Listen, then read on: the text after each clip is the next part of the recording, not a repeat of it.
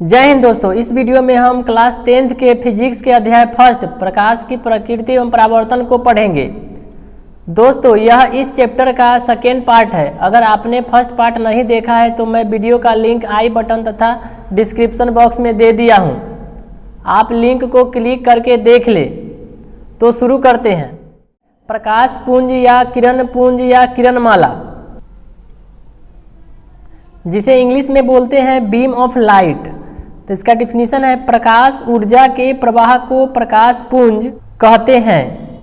इसे किरणों के समूह द्वारा निरूपित किया जाता है। तो प्रकाश ऊर्जा के प्रवाह क्या कहते हैं? प्रकाश पुंज कहते हैं। और इसे जो है ना किरणों के समूह द्वारा क्या कहता है? सूचित किया जाता है। अब नेक्स्ट टॉपिक देखते हैं। प्रकाश पुंज निम्नलिखित 3 प्रकार के होते हैं।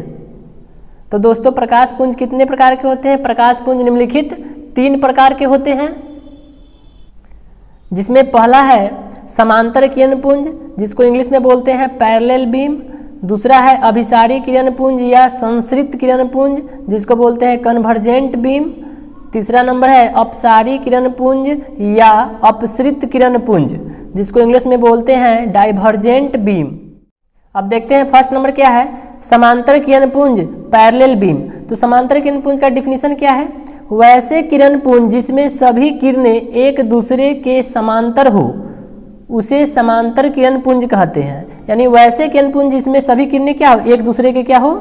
समांतर हो, यानी कि आमने सामने हो, उसे क्या कहते हैं हम लोग? समांतर किरण पुंज कहते हैं। अब नेक्स्ट है 2 नंबर अभिसारी किरण पुंज या संश्रित किरण पुंज। वैसे किरण पुंज जिसमें सभी किरणें एक ही बिंदु पर एकत्रित होती है, उसे अभिसारी किरण पुंज कहते हैं। तो वैसे किरण पुंज जिसमें सभी किरणें क्या होती हैं दोस्तों? एक ही बिंदु पर जमा होती है, उसे क्या कहते हैं? अभिसारी किरण पुंज या संश्रित किरण पुंज कहते हैं। 3 नंबर में है अपसारी किरण पुंज या अपसृत किरण पुंज। वैसे किरण पुंज जिसमें सभी किरणें एक दूसरे से फैलती है, उसे अपसारी किरण पुंज कहते हैं। यानी कि जब एक ही बिंदु से सभी किरणें क्या हो? फैलती हो, उसे क्या कहते हैं हम लोग? अपसारी किरण पुंज या अपसृत किरण पुंज कहते हैं। नेक्स्ट टॉपिक है प्रकाश के गमन करने के आधार पर माध्यम निम्नलिखित 3 प्रकार के होते हैं। तो दोस्तों, प्रकाश के गमन करने के आधार पर माध्यम कितने प्रकार के होते हैं? 3 प्रकार के होते हैं, जिसमें पहला है पारदर्शी माध्यम या पारदर्शक माध्यम, जिसको इंग्लिश में बोलते हैं ट्रांसपेरेंट मीडियम। दूसरा है अपारदर्शी माध्यम, जिसे इंग्लिश में बोलते हैं ओपेक मीडियम। तीसरा नंबर है अल्प पारदर्शी माध्यम या पारभासी माध्यम, जिसे इंग्लिश में बोलते हैं ट्रांसलूसेंट मीडियम। पहला नंबर है पारदर्शी माध्यम या पारदर्शक माध्यम। तो इसका डिफिनीशन देखते हैं। वैसे माध्यम जिसमें प्रकाश की किरण आर पार गमन करती है, उसे पारदर्शी माध्यम कहते हैं। तो पारदर्शी माध्यम कहने का मतलब जिसमें प्रकाश की किरण क्या हो? इस पार से उस पार तक क्या हो? गमन करती हो, यानी जाती हो। जैसे में हो गया निर्वात, हवा, पानी, कांच इत्यादि। ये सभी चीजें क्या है? ये सभी चीजें पारदर्शी माध्यम है, जो क्या होती है? जिससे होकर प्रकाश क्या होती है? आर पार गमन कर सकती है। अब नेक्स्ट है 2 नंबर में क्या है? अपारदर्शी माध्यम, जिसे इंग्लिश में बोलते हैं ओपेक मीडियम।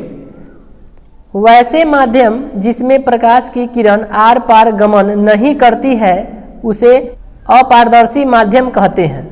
तो बच्चों, वैसे माध्यम जिसमें प्रकाश की किरण क्या हो? इस पार से उस पार तक क्या हो? गमन नहीं करती हो, यानी जाती नहीं हो, उसे क्या कहते हैं हम लोग? अपारदर्शी माध्यम कहते हैं। जैसे एग्जाम्पल में है लकड़ी, पत्थर, पुस्तक इत्यादि। यानी कि लकड़ी, पत्थर, पुस्तक से क्या हो? प्रकाश की किरण इस पार से उस पार गमन नहीं कर सकती है। अब नेक्स्ट टॉपिक देखते हैं। अगला नंबर है 3 नंबर अल्प पारदर्शी माध्यम या पारभासी माध्यम।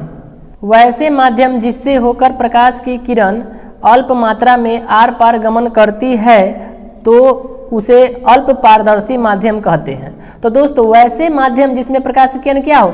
कम मात्रा में गमन करती हो, यानी कि थोड़ा थोड़ा गमन करती हो, उसे क्या कहते हैं हम लोग? अल्प पारदर्शी माध्यम या पारभासी माध्यम कहते हैं। तो जैसे में हो गया तेल लगा हुआ कागज, घिसा हुआ कांच, गंदा जल। तो ये सभी चीजें जो है क्या है? अल्प पारदर्शी माध्यम जिसमें प्रकाश क्या हो? कम मात्रा में इस पार से उस पार गमन करती है। अब देखते हैं नेक्स्ट टॉपिक। नेक्स्ट टॉपिक है प्रकाश के ऋजुरैखिक गमन, जिसे इंग्लिश में बोलते हैं रेक्टिलिनियर प्रोग्रेशन ऑफ लाइट। तो प्रकाश के ऋजुरेखी गमन का मतलब होता है दोस्तों प्रकाश यानी कि सीधी रेखा में गमन करती है। तो इसको हम देखते हैं डिफिनीशन के रूप में। प्रकाश हमेशा सीधी रेखा में गमन करती है।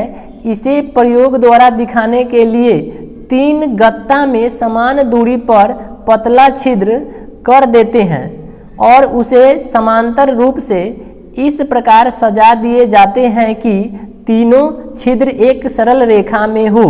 एक तरफ छिद्र के निकट मोमबत्ती के लौ तथा दूसरे तरफ नेत्र को रख दिए जाते हैं तो मोमबत्ती के लौ स्पष्ट रूप से दिखाई देने लगते हैं, किंतु उसमें से किसी भी गत्ते को थोड़ा सा भी खिसकाते हैं तो मोमबत्ती के लौ दिखाई नहीं देती है।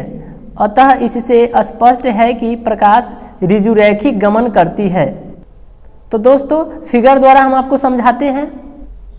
तो दोस्तों यहाँ पर हम देख रहे हैं कि यहाँ पर जो आकृति दिया गया है, इस आकृति में 3 गत्ता लिए हैं जिसमें समान दूरी पर यानी कि सामने सामने क्या किए हैं, 3 छिद्र किए हैं और तीनों छिद्र के निकट सामने में हमने एक मोमबत्ती लिया और इस मोमबत्ती को हम क्या किए, जला दिए हैं। और इस मोमबत्ती को जलाने के बाद हम क्या किए, गत्ते के दूसरे तरफ हम अपने नेत्र को यानी गत्ते के दूसरे तरफ हम नेत्र से यानी क्या करते हैं, उस गत्ते के छिद्र के द्वारा हम क्या करते हैं, मोमबत्ती के लौ को देखते हैं। तो क्या होता है, मोमबत्ती के लौ स्पष्ट रूप से क्या होते हैं, हमें दिखाई देने लगते हैं। किंतु अगर हम इस तीनों गत्ते में से किसी भी एक गत्ता को थोड़ा से भी ऊपर या नीचे खिसकाते हैं तो मोमबत्ती के लौ हमें दिखाई नहीं देते हैं। अतः हमें इससे यही स्पष्ट होता है कि प्रकाश हमेशा क्या होते हैं, ऋजुरैखिक गमन करते हैं, यानी कि प्रकाश हमेशा सीधी रेखा में गमन करते हैं। तो दोस्तों आज का यह वीडियो हमारा यही समाप्त होता है। मिलते हैं नेक्स्ट वीडियो में।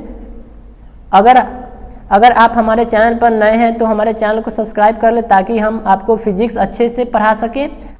तो मिलते हैं नेक्स्ट वीडियो में, तब तक के लिए जय हिंद।